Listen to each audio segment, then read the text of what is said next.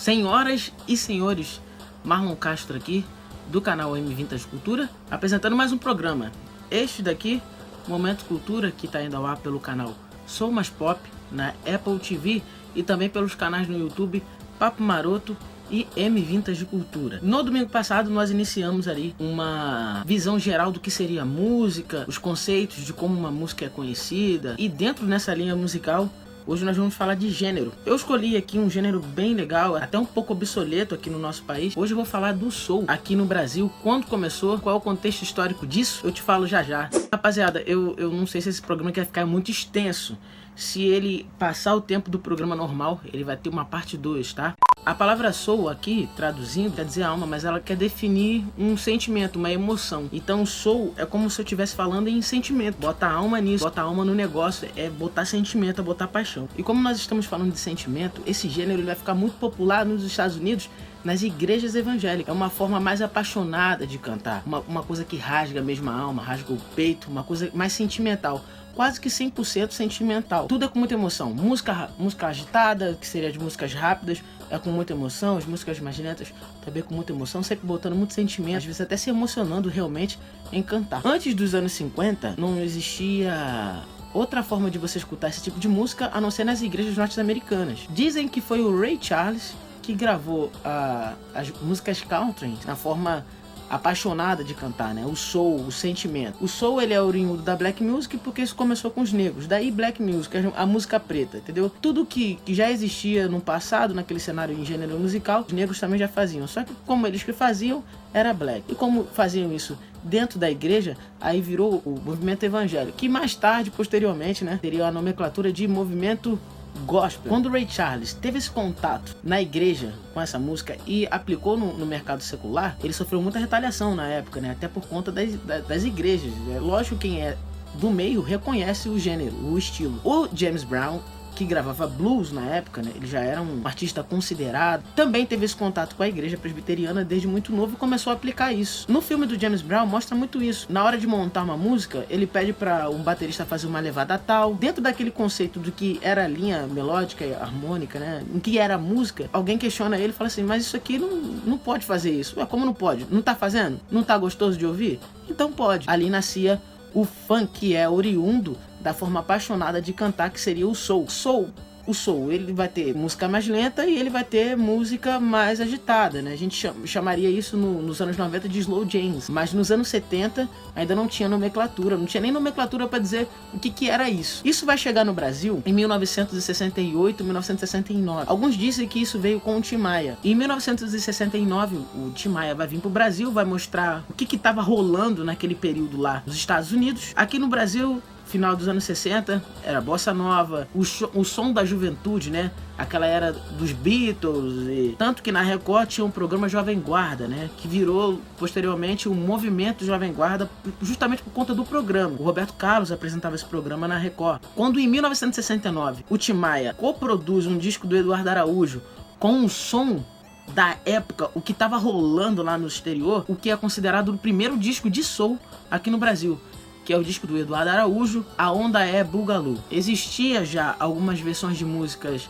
americanas com letras brasileiras e tal. Nesse disco de 1969, que o Marcão tá colocando aqui pra gente, ó, vai sair a primeira gravação da música Você, do Tim Maia, que em 1971, no segundo álbum dele de estúdio, ele gravaria. Agora que nós chegamos aqui no Brasil, pertinho, tudo nosso, eu gostaria de mostrar pra você o que tava rolando aqui, qual era o cenário político na época, qual era a atmosfera na época, o que tava rolando aqui, pra você entender mais ou menos por que esse gênero musical ele sofreu tanta retaliação. De 69 a 1974, o presidente era o Médici, foi o terceiro presidente do período militar aqui no Brasil, né?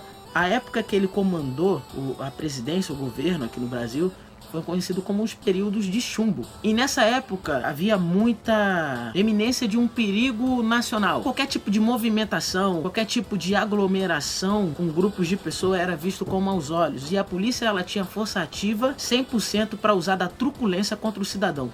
De bem, inclusive. Se a polícia achasse que aquele cidadão era uma ameaça nacional, a polícia poderia pegar por um espaço chamado de doicode, onde ali havia muitas torturas, foi um período muito difícil. Eu escutei já nos anos 2000, na minha infância, muitas coisas, né? Tipo, não fica parado na esquina aí não, vai sair, tá com documento na mão, muito por conta desse período. Os antigos diziam isso pra gente, tá?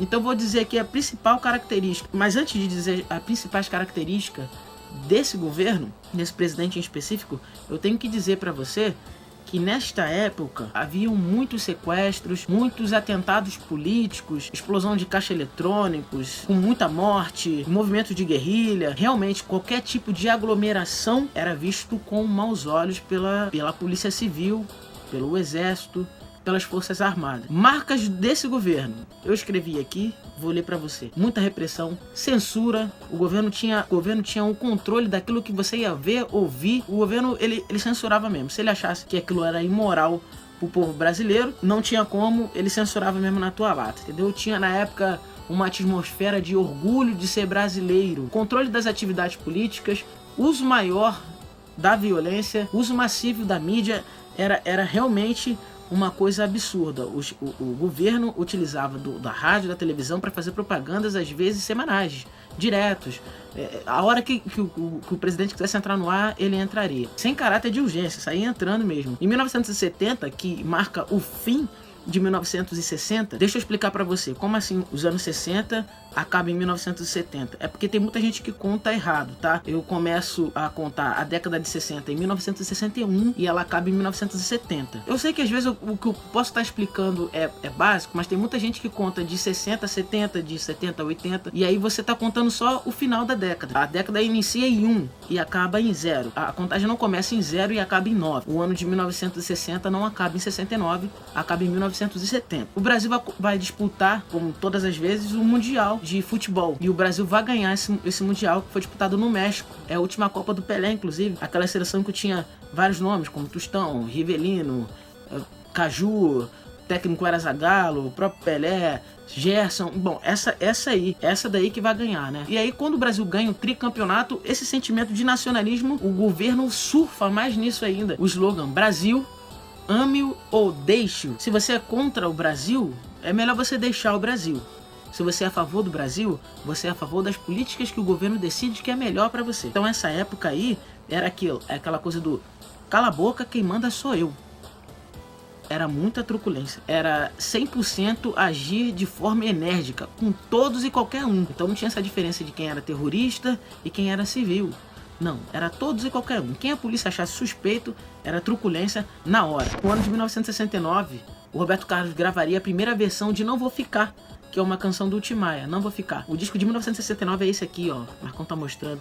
É um disco ultra romântico, começa a aparecer as características do soul já no cenário nacional. Não tinha meio nome aqui no Brasil, era chamado de movimento dançante, né? O pessoal achava que isso era uma variação do rock, assim como a gente tem Twister, que é considerado rock, e a gente tinha os Beatles, que também era considerado rock. Essa nova variante também era considerado rock ali na primeira metade dos anos 70. Era normal nos bailes de soul, de funk, ao final do baile tocar bandas como Beckman Turner Overdrive, Deep Purple. O Roberto Carlos ele vai gravar Não Vou Ficar, que é uma composição do Tim Maia, e o Tim Maia vai gravar essa música em 1971 com a versão dele. Se você comparar as duas versões, você vai ver ali que o Roberto Carlos ali ainda não tinha aquela embocadura pro soul, que ele vai encorpar mais vezes na música dele, e o Tim Maia já tem a pegada do soul, aquela coisa do sentimento, e cantar soltando a voz, soltando o ar. Uma observação é que o álbum do Tim Maia, o primeiro álbum do Tim Maia, que é esse aqui, ó, de 1970, por acaso eu tenho esse disco aqui, ele é gravado com conjuntos diagonais.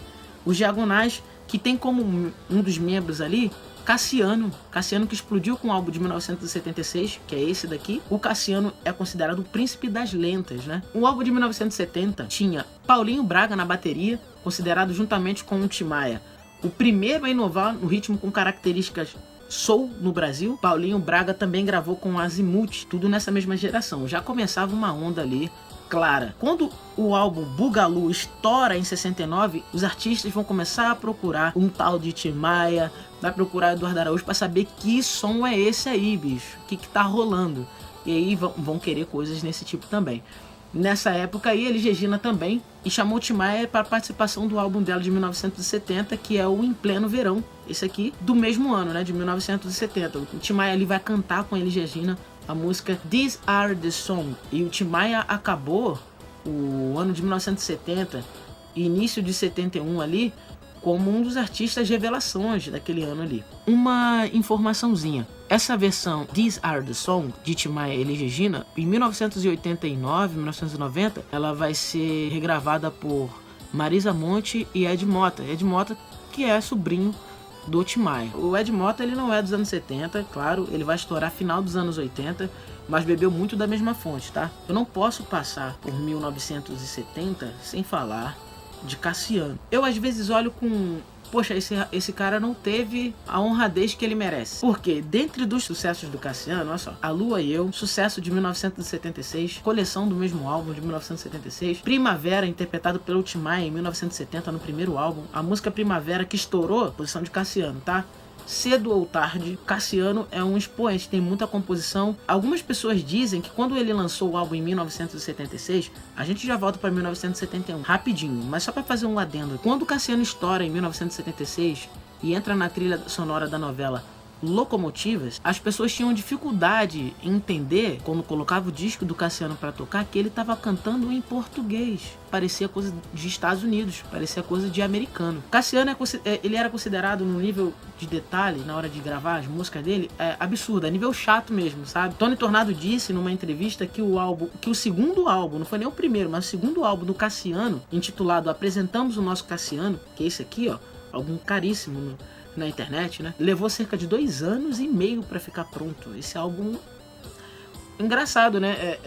O segundo álbum se chamar Apresentamos o Nosso Cassiano, sendo que o primeiro álbum dele se chama Lenda, que pra mim é um dos melhores. Mas Apresentamos o Nosso Cassiano, tem muito sucesso aí, e é um disco que não vendeu nada, é um dos discos mais sampleados do Cassiano. O Cassiano, antes de gravar solo, ele fazia parte do conjunto Os Diagonais, mas em 1971 ele vai gravar um álbum com os Diagonais muito já explícito que eles tinham adotado uma postura soul funk. Naquele período, o que tinha de mais novo em nível de gênero eram as variantes do jazz. Então tudo tinha um pouco de jazz, né? O samba com jazz é a bossa nova. Talvez você esteja notando que eu tô passando pelos anos 70 e eu não tô falando do Simonal. Nem em 1971 ele vai gravar alguma coisa com cara de soul, tá?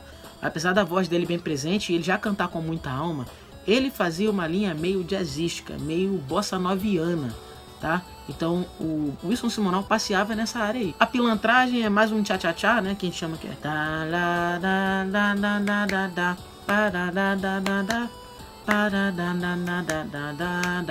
É um tchá-tchá-tchá, né? Ele não vai entrar no soul. Até porque quando vai estourar o soul, o Simonal já estava sofrendo uma retaliação artística por conta de política, que era muito forte na época. Depois disso, ele nunca mais vai ter a mesma força que ele teve no final dos anos 60, tá?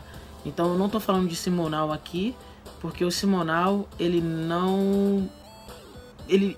Ele foi boicotado durante esse período. Bom, mas o que é isso? As rádios precisavam tocar. Todos esses artistas estouraram no rádio. Todos esses que eu falei estouraram no rádio. Qual rádio tocava o som da juventude nessa época? Era a Rádio Mundial, cujo apresentador é um revolucionário chamado Big Boy. Big Boy era um professor de geografia, mas um colecionador, um amante de novidade, assíduo, um roqueiro, gostava muito de música. Big Boy vai morrer em 1977, vítima de insuficiência respiratória, né? Um ataque de asma. Big Boy é considerado um dos grandes, porque antes do Big Boy, a rádio tinha um jeito de se comunicar com as pessoas. Era uma coisa meio William Bonner, do Jades, entendeu? Era uma coisa muito séria, parecia que tava todo mundo de terno, falando uma notícia simples. E o Big Boy era uma coisa... Hello, hello, crazy people! Big Boy, riders again! Essa coisa que a gente já vê na rádio FM... O Big Boy que trouxe lá nos anos 70. Ele vai trazer... Ele era um professor de geografia, mas também era um disc jockey, né? Um DJ. Então ele vai trazer muito expoente da música black norte-americana. Vai tocar muito Marvin Gaye, Diana Ross.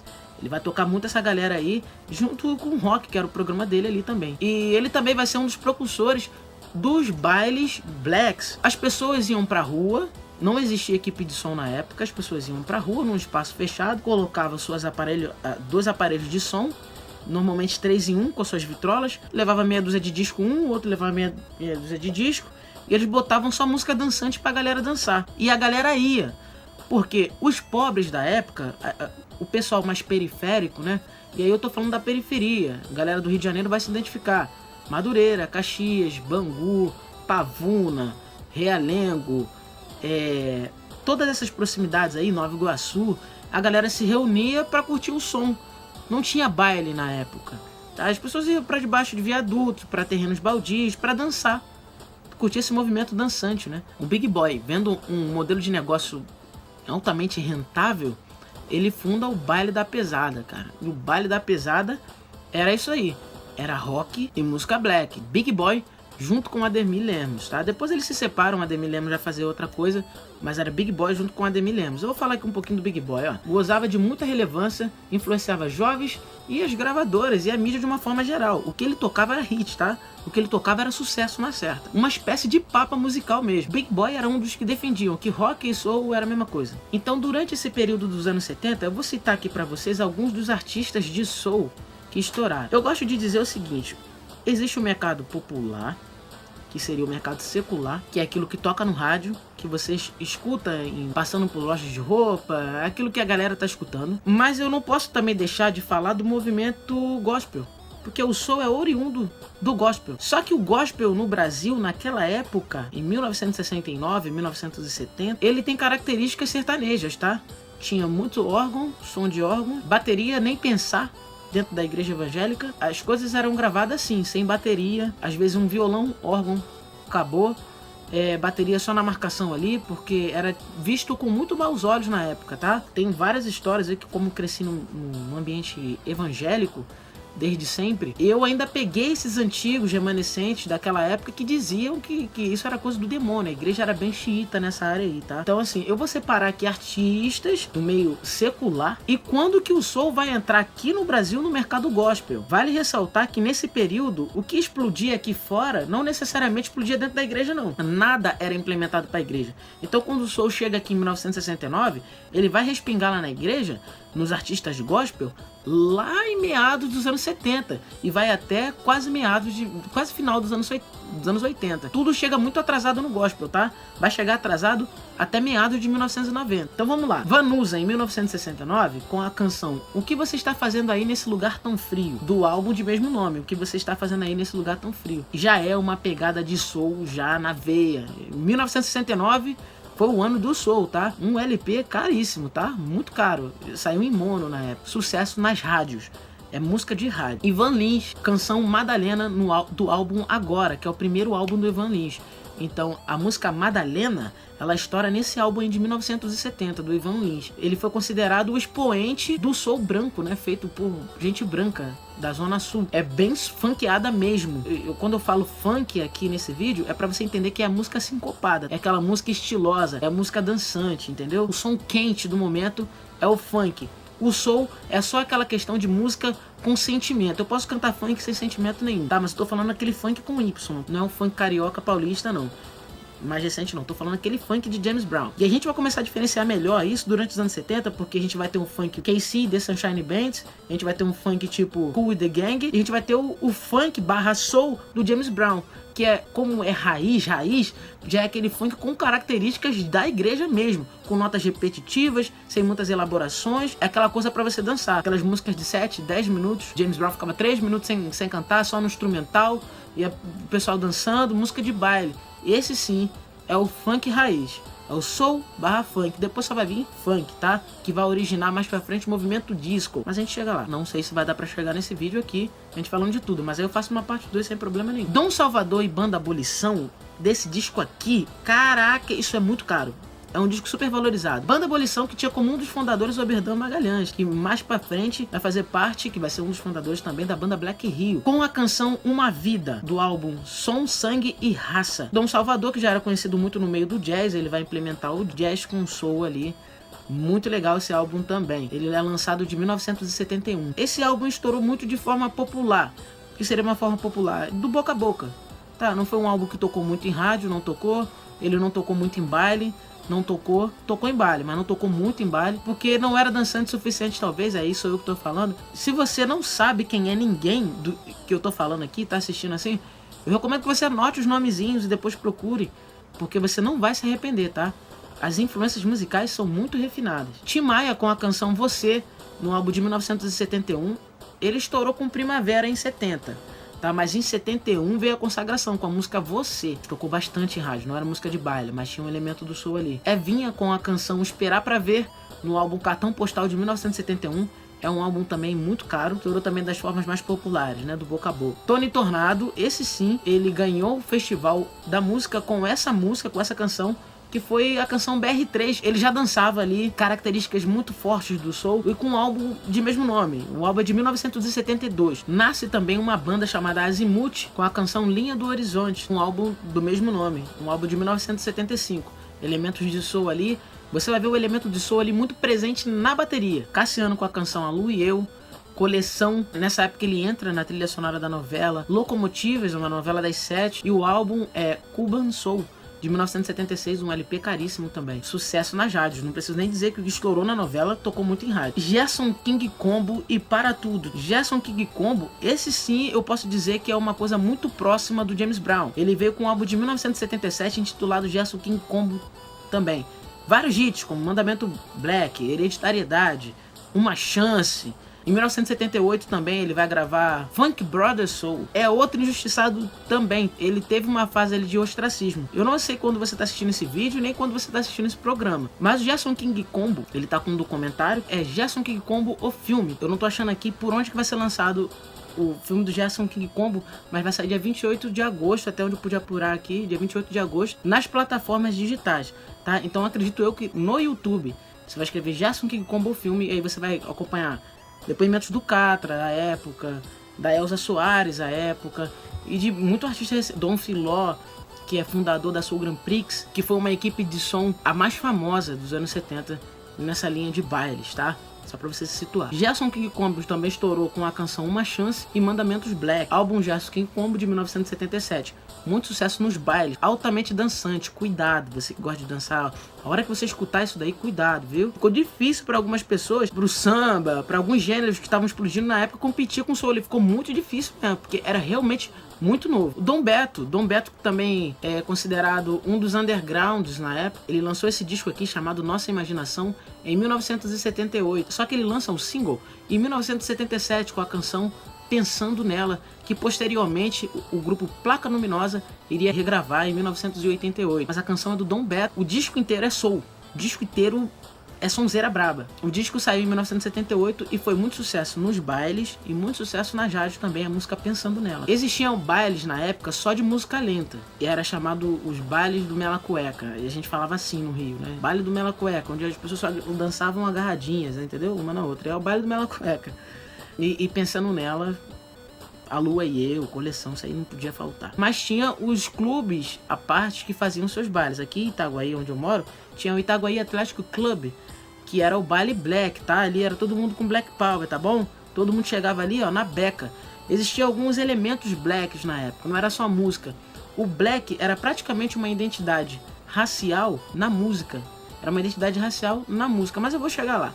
Foi o que estourou de soul, funk, até 1978, tá? Depois disso, o movimento disco vai começar a dominar a cena, porque já em 1976 começa a acontecer muitos problemas. Algumas pessoas são convidadas a abandonar o movimento. Pressão política, retaliação, censura, inclusive de próprios artistas, tá? E aí eles vão achar um outro movimento dançante, que é uma variante que já estava acontecendo lá fora também, que é a música disco.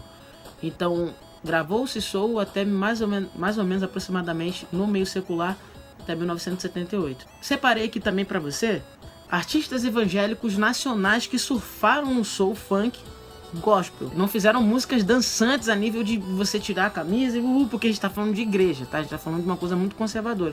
Mas já tinha uns elementos aqui, eu vou separar aqui o que aconteceu nos anos 70 nesse mercado. Vamos supor, a gente pega um disco de cantor sertanejo no mercado gospel, tem uma ou duas músicas ali que tem características soul, o resto sertanejo. Começou discreto. Tinha bandas que começavam mais na cara. Por exemplo, no cenário evangélico, o soul acontece de uma forma mais sutil, demorando cerca de 5 anos para começar a se estender até 1986, com características fortes do black. Os Cantores de Cristo, o álbum Bonança, esse daqui, ó, muito raro, tudo que é evangélico é muito raro. Os Cantores de Cristo, álbum Bonança, 1975, na faixa de mesmo nome, Bonança. Conjunto Som Maior, com o álbum Brilho Celeste de 1976. Na faixa Desce as Águas fica bem nítido o soul ali, o elemento soul na cara. Esse álbum aqui, ó, 1976. Para você que vai pesquisar, vai escutar, essa música Desce as Águas é uma versão em português de uma música gospel americana que já existe. É uma música milenar lá nos Estados Unidos, eu não sei o nome aqui, você me desculpa. É uma música americana, já existe. Osés de Paula, que na época era o de mais moderno tinha no cenário evangélico nos anos 70, em meados dos anos 70, já vai ter bateria, banda tocando com bateria e tal, isso já vai ter entrado no mercado, mas tipo assim, não entrou nas igrejas, as igrejas não entrou, mas na hora de você gravar o disco ali tinha a opção de você colocar, tá? Mas aí era baixado ao mínimo, a bateria ficava bem baixinha. Então no álbum de 1977 vai ter um groove de baixo daqui, ó, 1977, característica do gênero soul, de 1969 e 1970. Mas só vai chegar na igreja em 1977. Então com o álbum Entrei no Templo em 1977, na faixa Ei Amigo, você vai ver claramente ali que tem elementos fortíssimos do soul, principalmente no baixo, tá? Não no vocal. O vocal ainda é uma coisa baseada em Vitorino Silva, uma coisa meio Nelson Ned, uma coisa meio Silvio Caldas, né? Que a igreja procurava esse formato aí. Então até quem cantava sertanejo, música sertaneja, dentro das igrejas tinha essa embocadura de Silvio Caldas, essa coisa sofisticada, porque é pro Senhor, entendeu? Tinha essa religiosidade mesmo. Vencedores por Cristo, também considerado uma banda altamente revolucionária no mercado cristão evangélico. Vencedores por Cristo no álbum Tanto Amor, de 1980, na faixa Salmo 127, um baixo ali, fazendo um misto com jazz, com metais. Leni Silva no álbum Silêncio, de 1981, na faixa Ao Olhar o Sol Nascer. Não era muito habitual o que ela faz nessa música a gente encontrar em discos evangélicos, tá? A cena era muito rigorosa. Shirley Carvalhais com o álbum Mansões Celestiais. Shirley Carvalhais já tinha feito o soul em 78, em 1979 e 1980. Mas sou escancarado mesmo, um sou bem escancarado. Hoje a linha da Shirley Carvalhais é uma coisa meio sertaneja. A igreja evangélica flertava muito com esses estilos, bolero, jazz, mas a Shirley vai trazer isso muito antes, tá? Só que se eu botasse Shirley lá em cima, eu não conseguiria citar o Osés de Paula, que saiu com um álbum tão bom quanto, tão importante quanto nesse cenário. Então Shirley Carvalhais, em 1983, no álbum Mansões Celestiais, na faixa Eu e a Esperança, tem um baixo, um contrabaixo ali muito bom. Vai lá, escuta, a música tem até paradinha, tem até freadinha, tem uma imersão no teclado.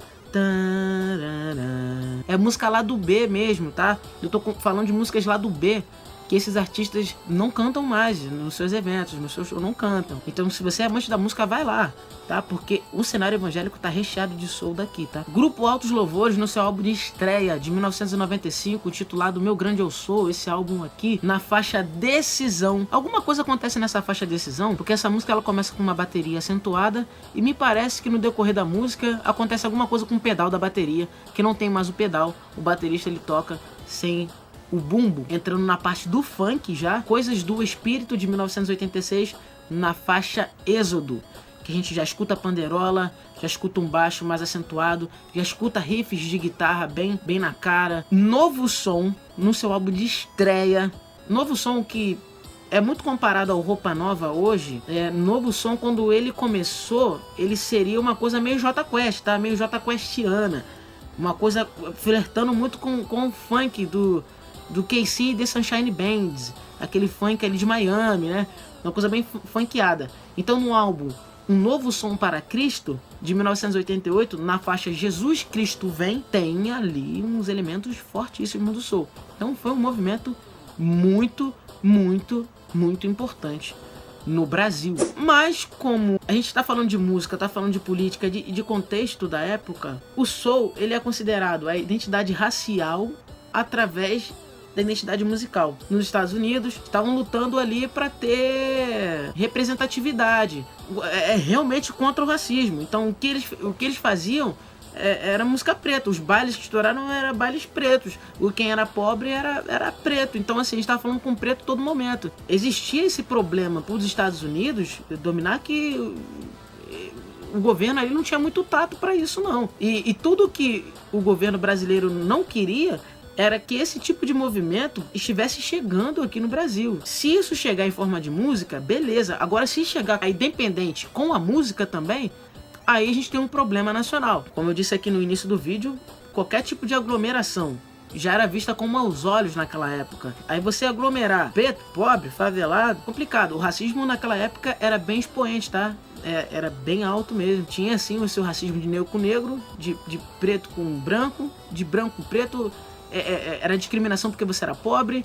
Naquela época ali a ignorância e a truculência era espalhada pelo Brasil de todas as formas, em todos os cantos, em todos os territórios. A ignorância era muito grande, né? A taxa de analfabetismo era maior. Você tem que olhar a época com os olhos da época. É claro, com as lentes de hoje em dia, mas os olhos têm que ser daquela época, porque senão você se perde no passado. Os bailes shows começaram muito por conta disso. Logo os negros, os negões se identificaram com aquilo que eles estavam fazendo naquela época. A música negra, ela veio com um combate ao racismo, com aquela coisa frontal. E eu não tô fazendo aqui pauta política, pelo amor de Deus, eu tô te dando um dado histórico. E como o Estado chancelava regalias, setores instituídos para usos da violência, Polícia Civil, Forças Armadas, é disso que eu tô falando, quem já era racista e quem já era corrupto, tinha agora uma chancela da lei. Os pobres sofriam demais, os pretos sofriam demais, na mão de quem era corrupto.